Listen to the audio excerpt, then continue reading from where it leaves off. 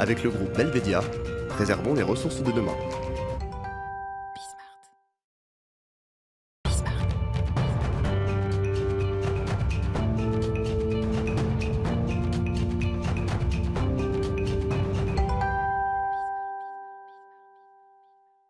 C'est un plaisir d'accueillir chaque mardi Amélie Favre-Guittet et son sourire.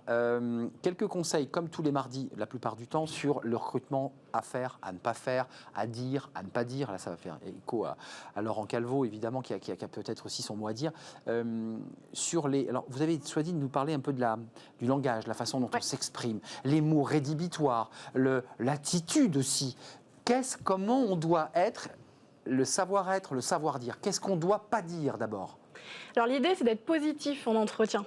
Toujours. Oui, et d'éviter les termes négatifs. Pourquoi? Parce que si dans ma tête, je pense que je suis nulle, je vais le traduire avec des mots. Je suis nulle ou je ne vais pas y arriver. Ouais. Du coup, mes actions vont être que je vais faire peu d'actions pour arriver à un résultat. Donc, genre, je ne suis pas ci ou je ne suis pas ça, ça c'est pas bon. Je suis trop ceci ou pas assez cela, et ça on l'entend tout le temps.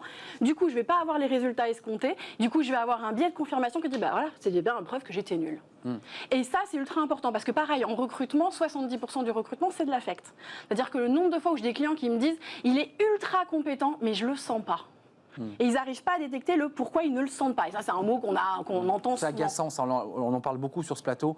Je ne le sens pas, ça ne veut rien dire. En fait, ça vient du langage et des mots que le candidat a utilisés. Le candidat a parlé de lui de manière négative. Et donc, à un moment donné, c'est au lieu de raconter des histoires, c'est « je ne parle pas assez bien anglais », c'est je parle un peu anglais et je peux progresser.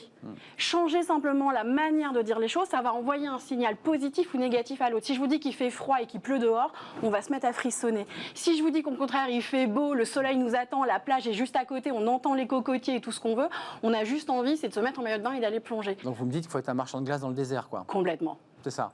Faut y croire. Il faut y croire. Faut y croire. Et si on n'a pas confiance en soi, on en revient toujours à ce débat de la confiance en soi. Si on n'a pas confiance en soi, si on n'utilise pas des termes positifs, on ne va pas envoyer des messages positifs au recruteur. Et donc le recruteur va dire, je sais pas, il y a un truc que je sens pas. Oui, je sens que les mots négatifs. C'est là où se cache je le sens pas. Je le sens pas. Une espèce de façon d'aborder l'entretien. L'attitude aussi, elle est importante. Oui. On se tient droit, on regarde, on est un peu, je sais pas. Enfin, ça joue énormément le langage non verbal. C'est lié aux mots qu'on va utiliser. Notre pensée va jouer sur les mots vont jouer sur notre attitude. C'est un cercle vicieux ou vertueux. Vous avez entendu votre collègue, la règle des 3 P? On n'est pas collègue, je suis pas ESN, moi. Oh là là. Moi non plus, je suis un cabinet de recrutement. Je travaille avec les ESN. Non, allez, paf, ça y est, c'est terminé. Une claque d'un côté, une claque de l'autre. Non, moi, je suis en phase. C'est pas un secret, les cabinets de recrutement. Lorsqu'on présente un candidat à un futur client, on le coach. On les rencontre. À l'époque, on les rencontrait. Maintenant, aujourd'hui, on fait tout par visio. Vous les coachez? Voilà, il y a des choses qu'on dit. On veut qu'il soit placé, on veut alors peut-être qu'on est un peu vieillot, mais il faut un cahier, un stylo. N'allez pas en entretien, je vous en supplie, les bras ballants. Il y a un problème. Prenez des notes. Et moi, ce que je dis, et je parle de vous, Arnaud, je dis reformuler. C'est-à-dire que vous entendez ce qu'on vous dit, vous reformulez et vous posez la bonne question. Même si vous connaissez la réponse. Mais ça veut dire, j'ai compris.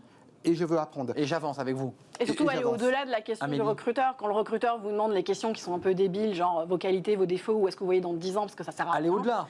Aller au-delà. En gros, c'est la personne veut qu'on se projette avec elle, on doit faire du storytelling pendant l'entretien, on doit raconter une histoire. Attendez, Amélie, c'est positif. Pour le dire très concrètement, quelqu'un vous dit, vous voyez comment dans 10 ans, là, si la personne répond, moi je vous vois sur une plage avec un verre de grenadine sur une jolie plage. Pourquoi pas? Non mais pourquoi pas, bien sûr, mais est-ce qu'il faut implémenter cette réponse à l'idée qu'on se projette dans 10 ans dans une aventure avec l'entreprise? Non, c'est déjà se poser de l'intérêt de la question. La question est complètement débile. Aujourd'hui, on est sur un monde où ça bouge tout le temps. Savoir où la personne veut être dans 10 ans n'a aucun intérêt. Vous me demandez où je serai dans 6 mois, j'en ai aucune idée. Et l'idée, c'est de se dire, c'est comment le candidat... Vous serez là tous les mardis, en tout cas. Dans 6 mois encore, là. Ne riez pas. Mais l'idée, c'est de savoir, est-ce que le candidat a envie de se projeter dans l'entreprise? Qu'il a envie d'y rester 3 ans, 5 ans ou 10 ans, selon son âge. De toute manière, on sait que les jeunes se barrent au bout de 2 ou 3 ans. Donc, quel est l'intérêt d'avoir la projection à 10 ans? Comme je l'ai dit tout à l'heure, ce n'est pas une science exacte. Par contre, à la fameuse question où vous vous voyez dans 10 ans... Ça, elle existe tout le temps, celle-là? Parce qu'il y a toujours des mauvais recruteurs qui la posent. Moyennement, mais si on la pose, ne répondez pas. Les candidats, je les coach avec le cœur, ça se sent. Ne répondez pas, je me vois à votre place. Non, ça c'est horrible. Voilà, il y a une Miss France qui l'a fait il y a une vingtaine d'années. Bon, ça l'a suivi avec Jean-Pierre Foucault. Mais il y en a encore qui le font. On dit au patron, je vais prendre votre place. Parce que c'est les réponses typiques qu'on trouve sur Google, en fait. Je me vois à votre place. C'est surtout donc pas. celle-là, il faut la croire. Ah oui, celle-là, on la vire. On la vire directement. Et on vous répondrait quoi? Si je vous pose la question, je vous recrute, vous voyez où dans 10 ans? J'ai pas préparé mon entretien et si je le prépare, je vous réponds demain. Merci Laurent Calvo, c'était très bien. Tout dépend du contexte. Après, je voulais juste dire un petit mot, si c'est possible, sur le changement des usages. Et c'est la belle histoire, le storytelling que disait Madame. Hier, j'ai eu un ami, parce que dans les candidats, il y a des amis, qui a démarré hier dans une société très grosse. Et tous les entretiens qu'il a fait, vous savez que les parcours sont très longs. Plus c'est high level, plus c'est long. Il a démarré sans jamais avoir mis les pieds dans l'entreprise, uniquement en onboarding, en visio, ce qui veut dire qu'il y a un changement des usages total. Amélie Favre-Guittet, vous voyez où dans 10 ans? Moi, business angel, pour aider les femmes à entreprendre. Business angel, la réponse avait été préparée. Et on ne l'avait pas préparé, cet entretien. Moi, je vais répondre un an, chez la conseil à faire la même chose. Et ben voilà, vous vous êtes dit, tiens, il va essayer de me challenger. Voilà. Merci à vous, merci à nos équipes, à Justine Cornet pour le son, à Romain Luc pour la réalisation, à Fanny Griesmer, évidemment, que je n'oublie pas. Margot et Caroline, voilà, ces drôles de dames qui m'accompagnent dans cette émission. Merci, c'est un plaisir, Amélie, d'être avec vous. Merci, Laurent, vous revenez quand vous voulez. Avec plaisir. Nous faire partager vos passions respectives. C'est la fin de notre émission, je me fais tirer les oreilles. Je vous retrouve demain, évidemment, pour de nouvelles aventures, à la rencontre de nouveaux invités. J'ai été très heureux d'être avec vous aujourd'hui. À demain, bye bye.